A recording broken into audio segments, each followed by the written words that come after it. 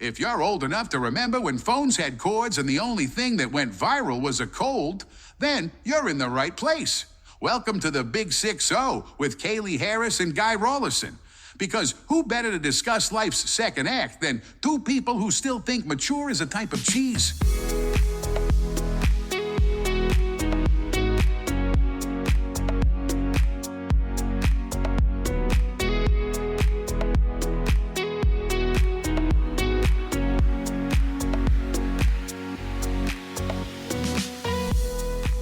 Welcome to the Big 6-0, where we tackle the ups and downs, all the unexpected twists of life after 60.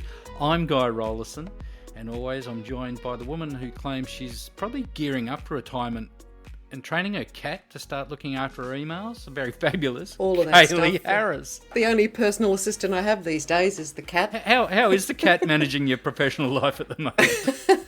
I've locked the two of them, actually. I've locked the two of them in another room. Otherwise, they just sit outside the room here and just cry and cry. As soon as I lock myself away, they're like, no.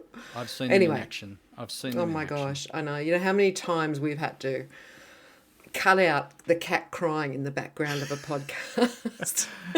Well, today we're actually diving into the world of retirement with someone who actually knows what they're talking about.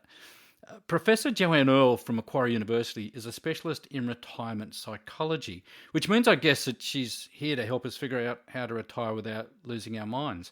She's got some amazing insights on how to plan for retirement, not just financially, but emotionally and socially too. Jo, it's great to have you on the podcast. Welcome. Oh, thanks very much for having me, Guy and Kaylee. Lovely to be here. Firstly, what is retirement psychology? Well, I started having a look at older employees, really, and what options were available for them in terms of career development, and then more closely the transition to retirement. I mean, the question about retirement is a broad one, of course.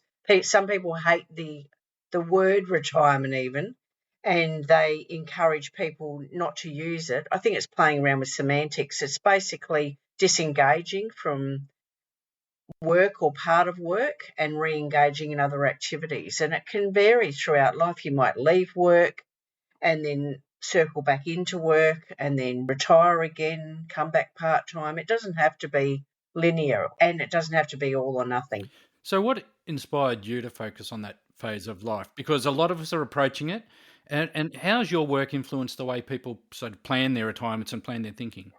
Yeah, sure. So a lot of the work that I was doing early on was having a look at graduates. And in particular, I was having a look at graduates in a large consulting company.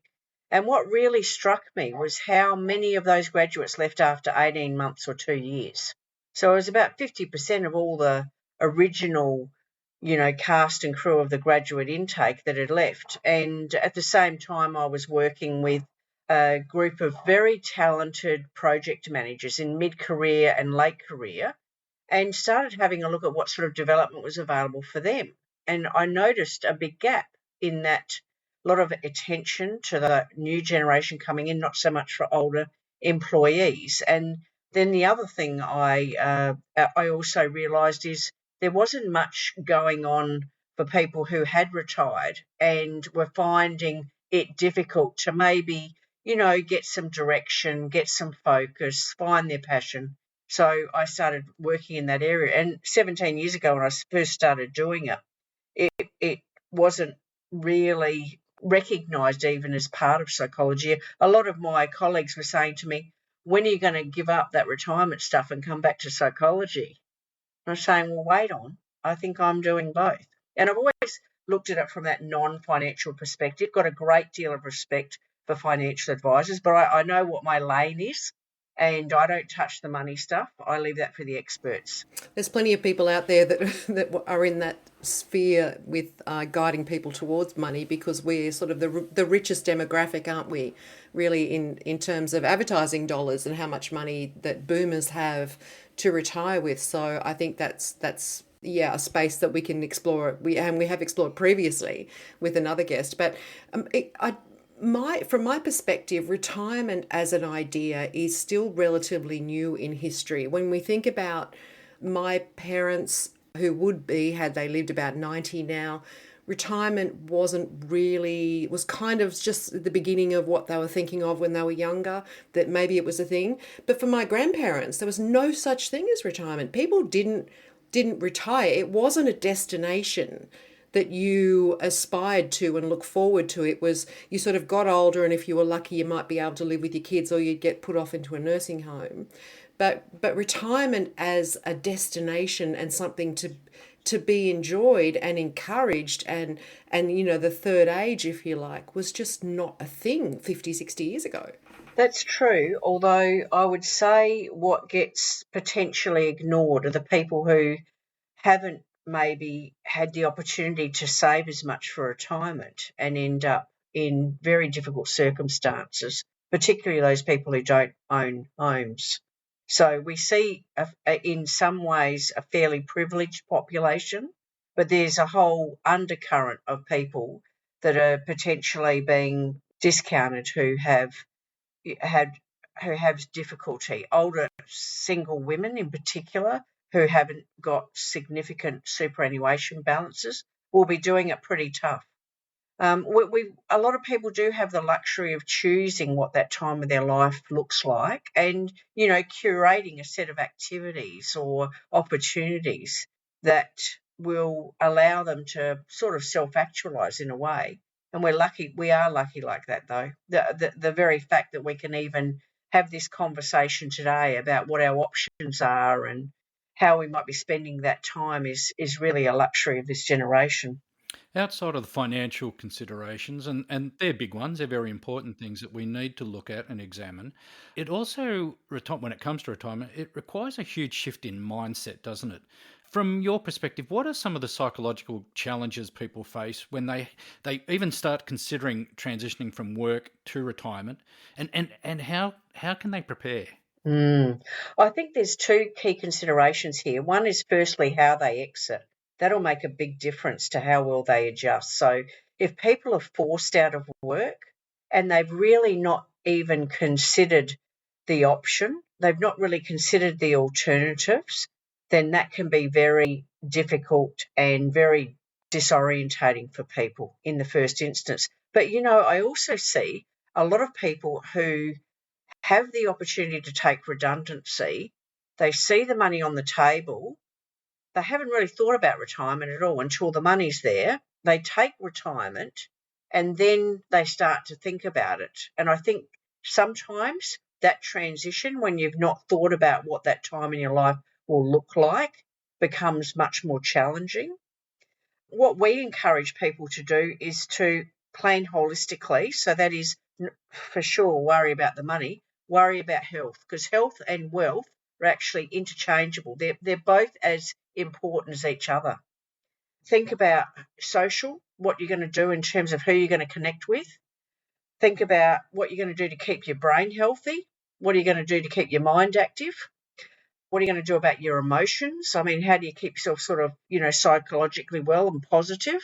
And keep setting goals, because that will actually help to improve your retirement adjustment as well. And if you think about those 6 buckets, overlaying that with about 62 free hours a week, how are you going to spend that 62 hours a week? What are you going to do to keep yourself well? What are you going to do to connect with people? What will you do to keep your mind healthy? How will you keep yourself positive, and what sort of things bring you joy? All those sorts of things can help for that 62 hours a week. It can be really difficult, can't it? Because I think it's much easier to form friendships when you're younger, but it can be increasingly difficult as you get older. And I think there's too much emphasis placed on, when I retire, I'll just go and do some volunteer work. And yes, that can play a part. I think that plays a part, but I think it's also much more difficult to make friends and have those circles around you, because a lot of those people in that circle might have grandchildren and they're off doing their own thing. It can be difficult. It can be a very lonely time, do you think, Jo? Look, I think it is. I think people are susceptible to loneliness. And when people say that they're at a bit of a loose end in retirement, I think a lot of the time that's what they're talking about, the fact that they haven't connected with other people. But I think it's easier if you start to connect while you're still working, and you start to explore some of those ideas and those networks while you're still working, because I think then it's less of an adjustment. You're leaving work, you've got all that time available. It's not just it's not just an event. Retirement's not just an event. It's a journey. It's a process. And so if you think of it that way, there's no reason why you should be turning work off and turning these new relationships on when you could be, winding down your work or less time that you spend in work-related activities and increasing the social stuff more. So you're right, though, about people thinking that when they retire, they're going to go off and do all these things. Only about 21% of people actually do the things that they thought they'd be doing in retirement. So for every 5 people that say they're going to play golf, only one person, sort of shows up. So thinking about it from that perspective, what could you be doing to ease yourself in to those new networks? My husband's getting close to retirement age. He's just started going to a boot camp in the mornings. And one of the things that he's found is, what he's really enjoyed is the social aspects of that. We had the Christmas party, the boot camp Christmas party last weekend. This weekend was a champagne breakfast with fake champagne. It's all those sorts of events that you can just start to curate and build up gradually and give some thought to, okay, what am I going to connect with when I'm in retirement now, rather than trying to do it all, day one of retirement. Because one of those things that I know people that I have connections and networks with that are approaching that age, the question always comes up, what are you going to do? And the first 3 things that people say, well, we're going to travel. And as you say, we might play golf, and look, we'll be busy. And you think, that doesn't really cut the mustard, because you can't travel for 52 weeks of the year. You're not playing golf 7 days a week. You really do have to have a plan in place, because if that magic day just all of a sudden springs upon you and you think, today I'm going to mow the lawn. You've got a long life ahead of you, hopefully, and you really do need to have something in place to say, I'm going to remain active, and not this fanciful, we're going to travel and play golf mentality. Yeah, that's right. And I mean, it's interesting, isn't it? Because I wonder whether or not in some ways, when we talk about those big events, it's almost like FOMO at older age, the fear of missing out at older age, where we feel like we've got to share with people big things that we're doing. We're going overseas, or we're travelling around Australia in a caravan, or, we're doing the renovations, or we're going to, spend a month with the kids and we're going to travel to Disneyland with them and all this sort of stuff. Whereas in fact, life goes on in retirement. What's wrong with saying, I'm going to spend every Wednesday pushing the trolley down the middle aisle at Audi? What's wrong with that? Nothing, because we've still got to eat and get groceries and cook meals and do washing and mow the lawns and do all those other activities that are available to us when we worked. We might not have to do them all on the weekend now. We might be able to, spread them across the week. But it also means that, there's ordinary things that we should be enjoying and celebrating as well. Someone said to me once, when I was doing a bit of retirement counselling with them, they were telling me about things that they'd been doing and enjoying. And I said, but how have you spent the last 2 weeks? Because I haven't seen you for a while. And they said, well, I've been painting the laundry. And I said, well, why didn't you lead with that? And they said, because I felt ridiculous saying that I was painting the laundry. I've got my friends spending a week in Venice, other people hiring a house in Sicily. But I didn't want to really talk about painting the laundry, but why not? I'd like to know what colour it was. I'd like to know if he used a roller or a brush. You know what I mean? So some of this stuff that we want to make, fantastic, and it's almost like that FOMO of fear of missing out and all the big stuff that people need to do. And there's nothing wrong with enjoying pushing the trolley down the aisle at Audi, or painting the laundry, or mowing the lawns, or growing vegetables. All of this stuff is equally valid. You don't just have to be jumping out of planes to enjoy retirement. And being still and being present in your own head and in your own space is just as important, I think, as well. I saw an ad the other day for it might have been for a financial retirement thing, and it featured this couple who looked like they were in their 60s, and he had the swept grey hair all back and lush full of hair, and there was the lady next to him, and she had a head of grey hair as well, and they're hanging on to the steering wheel of a yacht, and they're looking very windswept and interesting, and I thought, I don't know many people that look like that at 60. That's not realistic. Who looks like that, and who has that kind of I guess that kind of retirement where you're on an expensive boat and you can afford to do all these incredible things. I guess it goes back to what you were saying. It doesn't. It's the images, how inclusive are those images? When we use images like that, how much do we include everyday people? And we did one of the other academics at Macquarie University. Well, there are two others actually. The other one's left now, but there was three of us all together, and we're having a look at images relating to retirement and what sort of images were available. Beaches featured prominently. Beaches, people walking on beaches with Labradors, people with... Have you met my friend Guy? Deck chairs. Is that you? Sorry, No, Guy, have I just I'm sorry. hit a nerve there, have I? Have I hit a nerve?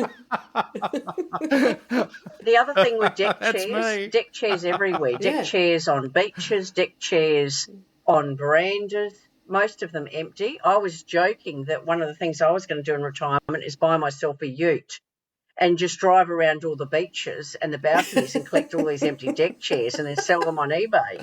And also the other weird thing when you look at these images is jars of money in gardens.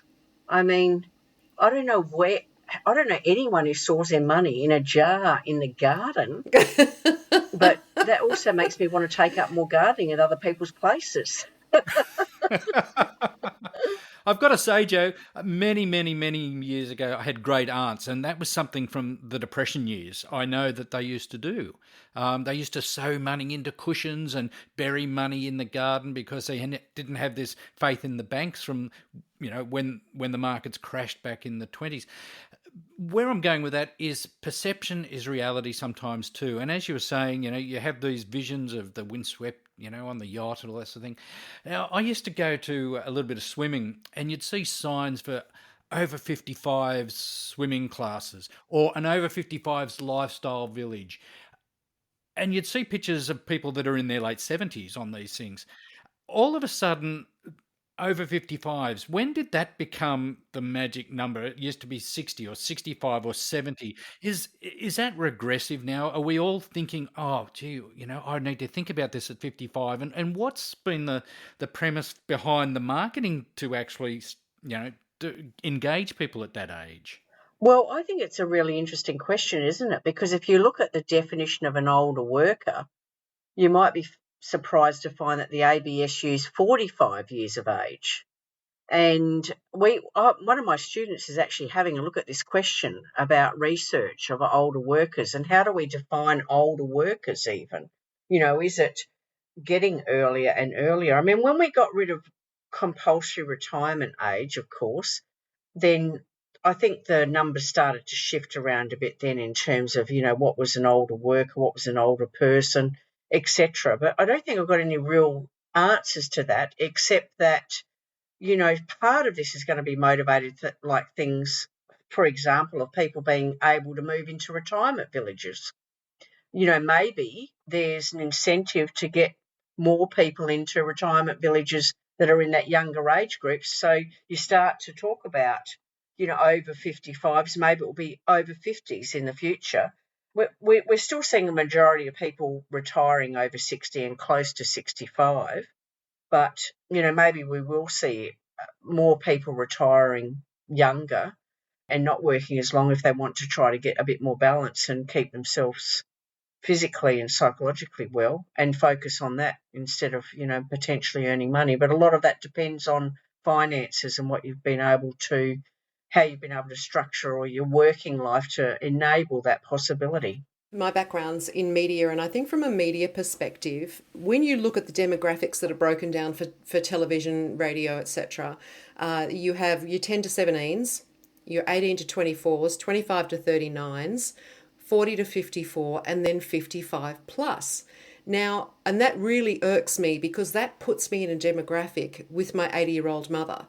And we couldn't be, when she was alive, God rest her soul, we couldn't have been further apart in terms of our lifestyle choices and our thinking. And, I'm a boomer, she wasn't.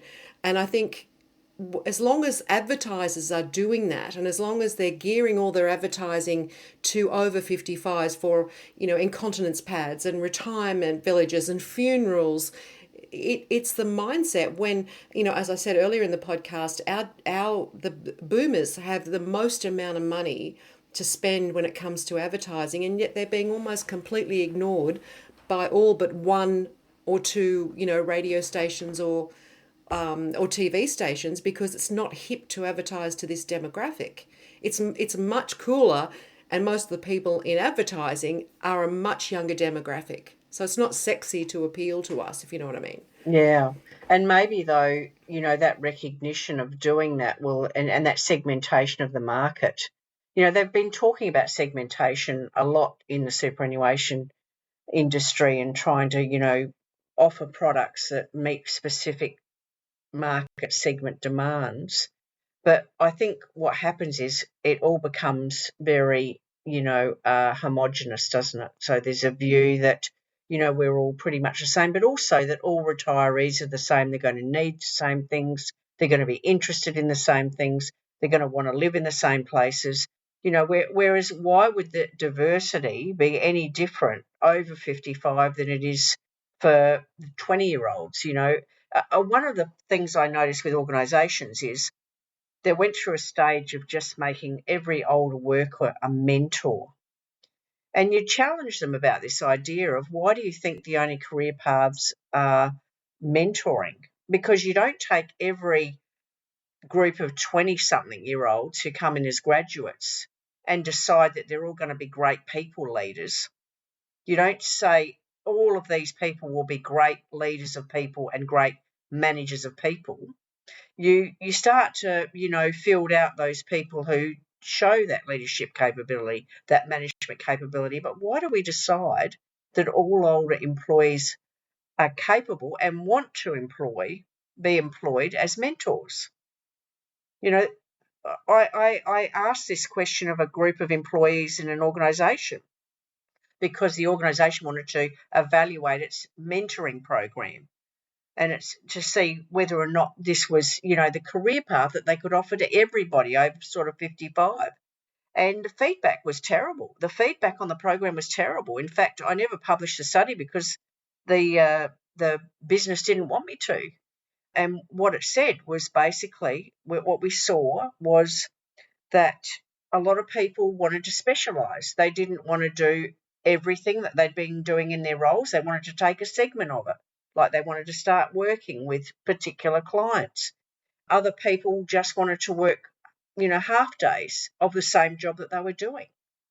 And some people pushed really hard back against the whole mentoring idea, of being there just for the benefit of the next generation. They were saying things like, I don't know when they gave out the mentoring gene, but I wasn't in a line. Another one said, I just got rid of my own kids. Why would I want to look after somebody else's?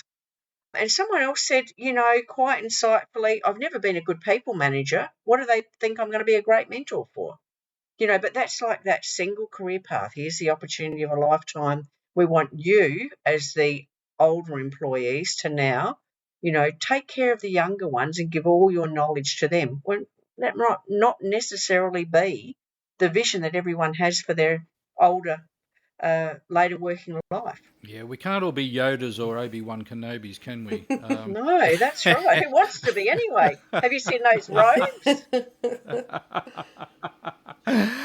You were mentioning sort of social connections, and look, we've made a lifestyle change very recently. And have you got any advice about at a certain age, if everyone says, oh, let's move up the coast, let's move down the coast, let's move west of the divide and do that sort of thing.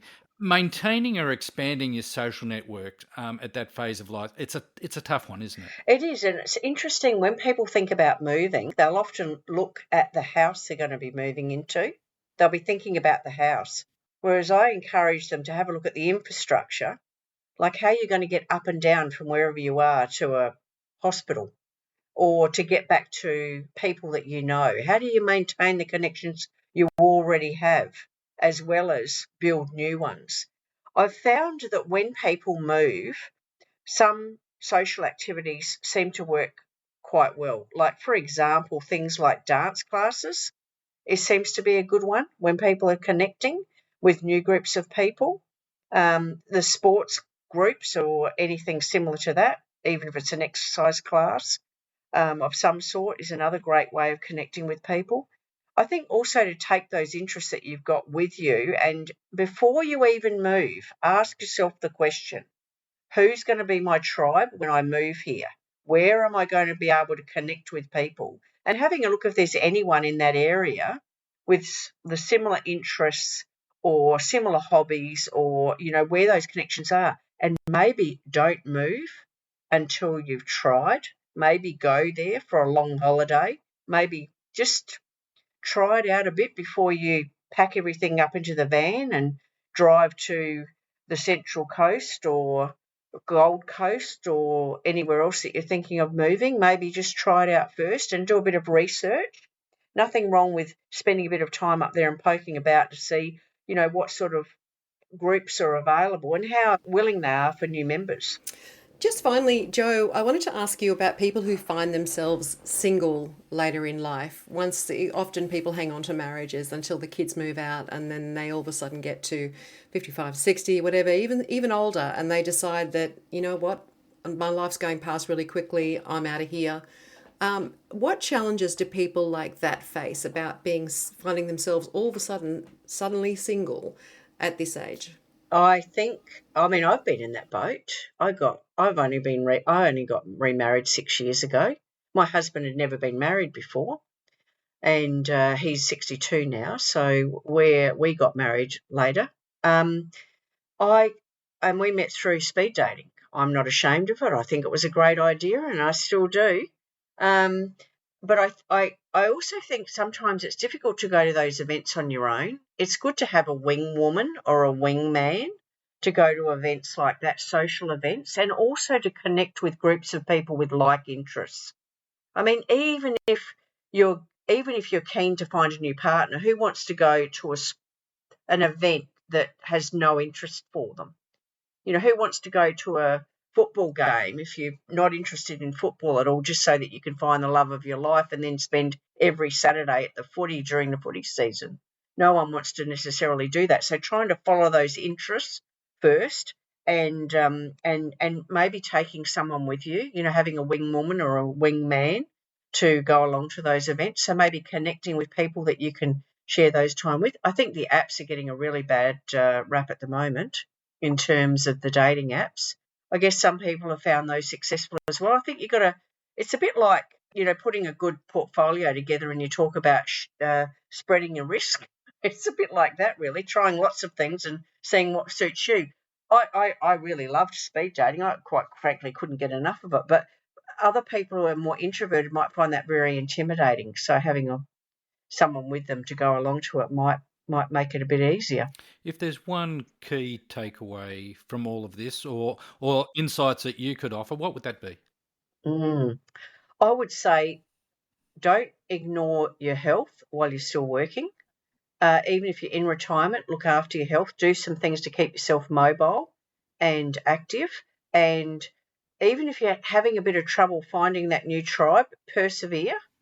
You know, look at the meetup groups, look at community groups, and keep persevering. Most people will say you need 5 good friends.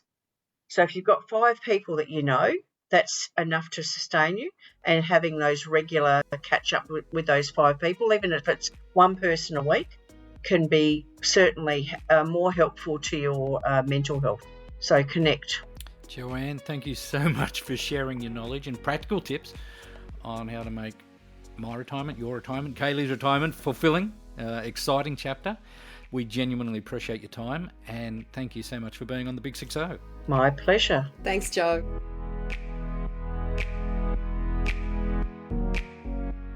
And before we go, let's give credit where credit is due. Kaylee Harris and I came up with all the genius content for this week's episode. Our producer, Nick Abood, well, he keeps the lights on and makes sure we don't accidentally upload a cat video instead of a podcast. So thanks for keeping us on track, Nick. Nick?